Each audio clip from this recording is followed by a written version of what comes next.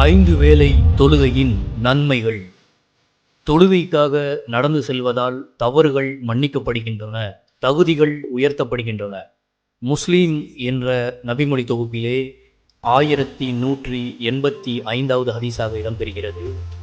அல்லாஹ்வின் தூதர் நபி ஸல்லல்லாஹு அலைஹி வஸல்லம் அவர்கள் கூறினார்கள், யார் தமது வீட்டிலேயே அங்க தூய்மை ஒழு செய்துவிட்டு இறை கட்டளைகளான தொழுகைகளில் ஒன்றை நிறைவேற்றுவதற்காக இறை இல்லங்களில் ஒன்றை நோக்கி நடந்து செல்கிறாரோ, அவர் எடுத்து வைக்கும் 2 காலடிகளில் ஒன்று அவருடைய தவறுகளில் ஒன்றை அழித்து விடுகிறது, மற்றொன்று அவருடைய தகுதியை உயர்த்தி விடுகிறது என்று கூறினார்கள். மேலும் அபூ ஹுரைரா ரலியல்லாஹு அன்ஹு அவர்கள் கூறியதாவது, நபிகள் நாயகம் ஸல்லல்லாஹு அலைஹி வஸல்லம் அவர்கள், உங்களில் ஒருவருடைய வீட்டு வாசலில் ஒரு ஆறு ஓடிக்கொண்டிருக்கிறது, அதில் அவர் தினமும் 5 முறை நீராடுகிறார். இந்நிலையில் அவரது உடலில் அழுக்கேதும் இருக்குமா என்று கேட்டார்கள். அதற்கு மக்கள், அவரது உடலில் அழுக்கேதும் இருக்காது அல்லாஹ்வின் தூதரே என்று பதிலளித்தனர். அல்லாஹ்வின் தூதர் அவர்கள், இதுதான் ஐவேளை தொழுகையின் நிலையாகும்.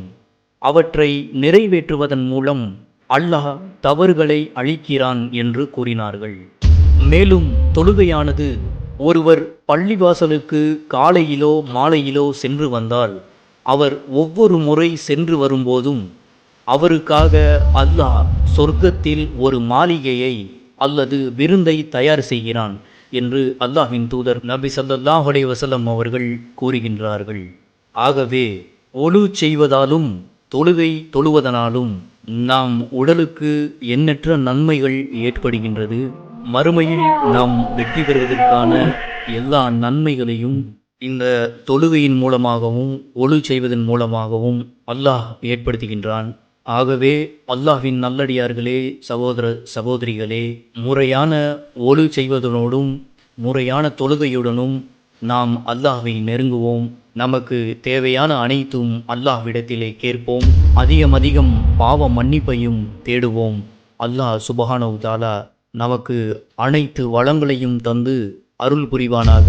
அஸ்ஸலாமு அலைக்கும் வரஹ்மத்துல்லாஹி வபரகாத்துஹு.